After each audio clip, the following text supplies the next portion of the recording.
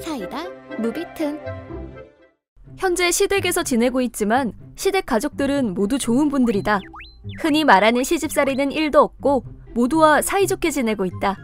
어느 날 가족 모두가 모인 저녁 식사 자리에서 주부야말로 백수지. 집에서 놀기만 하고. 라며 남편이 뜬금없는 말을 했다. 아무래도 회사 후배에게 무슨 말을 들은 건지 적당히 집안일 좀 하다가 애들 챙겨주는 정도는 누구나 할 수 있지. 라고 말했고 시아버지도 남편 말에 적극 동감했다. 두 사람은 자기도 전업주부 하고 싶다는 둥, 가족을 먹여 살리는 건 쉽지 않다는 둥 서로 장단을 맞추며 투덜대고 있었다. 우리 시댁은 시부모님, 대학생 도련님, 고등학생 아가씨, 그리고 우리 부부와 5살 된 쌍둥이, 2살 된 막내까지 9명이 함께 사는 대가족이다. 시아버지는 아직 직장에 다니고 계시고 시어머니는 집에서 다도교실을 운영하고 계신다. 그리고 나는 전업주부다. 시어머니의 다도교실이 쉬는 날에는 아이들을 시어머니께 맡기고 차로 10분 거리에 친정이 하는 가게에서 일을 돕고 있다. 시어머니와 아가씨가 화내려 하는 것을 겨우 진정시키고 그럼 저랑 바꾸실래요? 우선 저는 매일 아침 5시에 일어나요. 일어나자마자 아침 식사 준비와 가족들의 도시락을 만들죠. 그 후 빨래와 청소를 하고 쌍둥이를 유치원에 등원시켜요. 2살 아이와 시어머니의 점심장을 보고 나면 쌍둥이의 하원 시간이 되죠. 쌍둥이를 데려오면 곧바로 저녁 식사 준비를 해요. 할 수 있으시겠어요? 라고 떠봤다. 남편은 조금 당황한 것 같았지만 쉽네. 그래도 난 직장에 있으니 못 바꾸겠다. 라며 멋쩍은 듯 변명했다. 나는 놓치지 않고 다음 달에 연휴 있잖아. 라고 말했고 남편은 아무 말도 못했다. 사실 남편의 회사는 정기적으로 10일간의 휴가가 있다. 게다가 이번에는 우연히 공휴일과 출장 대체 휴가 등이 겹쳐서 보름 정도의 휴가가 될 예정이었다. 남편은 내 말을 듣자 횡설수설하며 다음 달 휴가는 오랜만에 푹 쉴까 하는데. 그러자 옆에서 아가씨가 아깐 쉽다며. 쉬엄쉬엄 하면 되지. 라며 내 말을 거들어 주었다. 게다가 시어머니도 시아버지에게 당신도 쉬는 날엔 집안일 좀 도와요. 라고 말했다. 괜히 껴들었다는 듯 시아버지 얼굴엔 웃음기가 사라졌지만 두 사람 모두 기어들어가는 목소리로 네 라고 대답했다. 저녁 식사가 끝난 후 식탁에 가계부를 펼쳐놓고 평소 내가 어떻게 살림을 꾸려나가는지 두 사람에게 설명하기 시작했다. 다음 날은 두 사람과 집안 곳곳을 돌아다니며 청소도구가 있는 장소에 대해서도 설명했다. 그리고 휴가 동안은 친정이 하는 가게에서 풀타임으로 알바를 하고 오겠다고 선언했다. 설명은 이상입니다. 질문 있나요? 없습니다. 기회를 틈타 내게 도와달라고 하려고 했던 두 사람은 내 선언에 기가 죽어 있었다. 그리고 연휴 첫날 아침 6시에 일어나 부엌으로 가자 남편이 아침 식사 준비를 하고 있었다. 남편은 요리를 꽤 잘하는 편이어서 의기양양하게 나를 보며 맛있겠지? 라고 말했다. 그리고 웬일인지 가족 모두의 도시락까지 만들었다. 남편이 말하길 절약을 위해서라도 오늘부터 모두의 점심 도시락을 만들 거라고 했다. 도련님 것도 만들었냐 물으니 편의점 도시락은 건강에 안 좋잖아. 그러니 신경 써서 만들어줘야지. 주부라면 이 정도는 기본이라고. 네가 너무 무심한 거야. 라며 이러쿵저러쿵 말하길래 도련님은 보통 여자친구가 만들어준 도시락을 먹지 편의점 도시락은 안 먹어. 학식도 있고. 라고 알려주었다. 내가 도련님 도시락은 만들 필요 없다고 말했었잖아.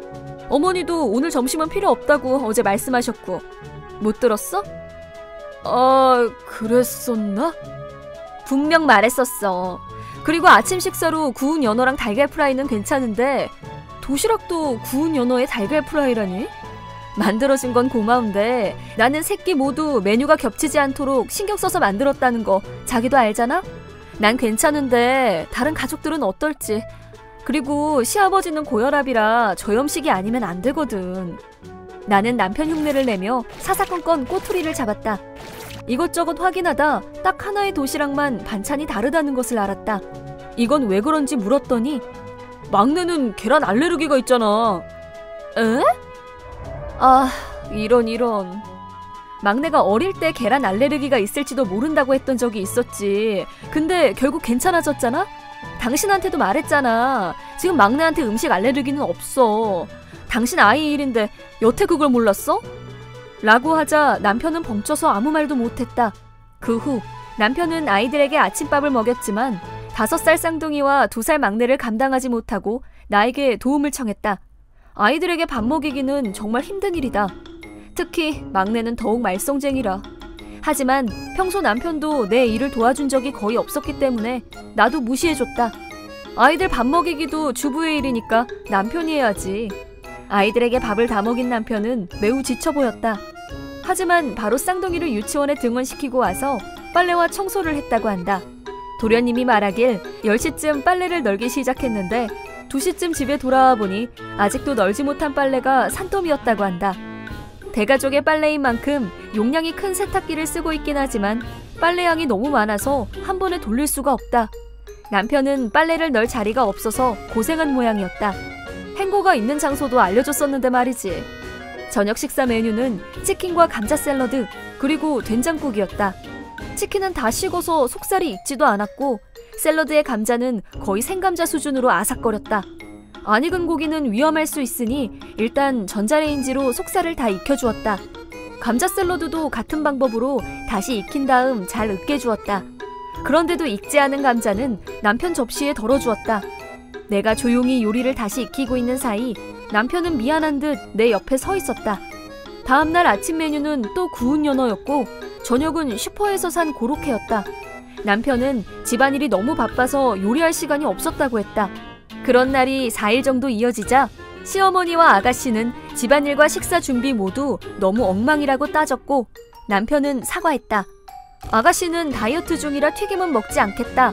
옷은 잘 펴서 말려라. 손수건도 다려달라는 등 온갖 주문을 하며 그니까 더 이상 집안일에 이러쿵저러쿵 불평하지 마. 쉽다더니 넌 한 가지도 제대로 못하는구나. 라고 남편을 나무랐고 남편은 아무 말도 못했다. 나 역시도 주부란 가족이 좀 더 편하고 건강하게 지낼 수 있도록 생각하는 사람이라고 남편에게 설교를 늘어놨다. 진짜 미안해. 이젠 불평하지 않을게. 약속할게.